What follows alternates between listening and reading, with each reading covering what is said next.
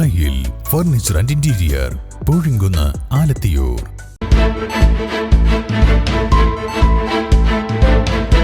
നമസ്കാരം, വെട്ട ന്യൂസ് ക്യാപ്സൂളിലേക്ക് സ്വാഗതം. പവൻ ഗോൾ തിരൂർ. അനധികൃതമായി വർദ്ധിച്ചു വരുന്ന തെരുവ് കച്ചവടത്തിന് കൂച്ചുവിലങ്ങിടാൻ തിരൂർ താലൂക്ക് സഭയിൽ തീരുമാനം.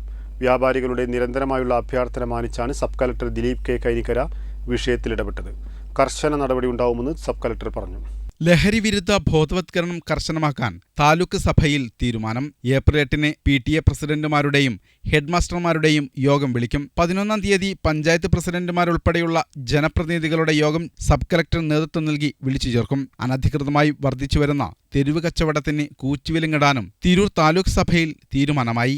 വ്യാപാരികളുടെ നിരന്തരമായുള്ള അഭ്യർത്ഥന മാനിച്ചാണ് sub collector Dileep K Kainikkara വിഷയത്തിൽ ഇടപെട്ടത്. കർശന നടപടിയുണ്ടാകുമെന്ന് സബ് കളക്ടർ പറഞ്ഞു.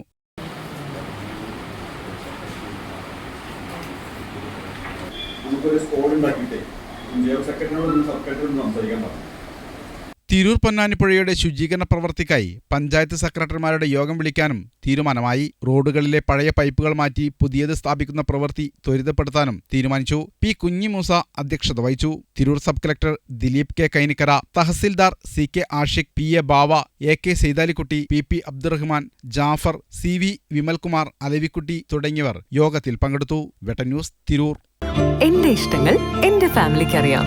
Family wedding centre.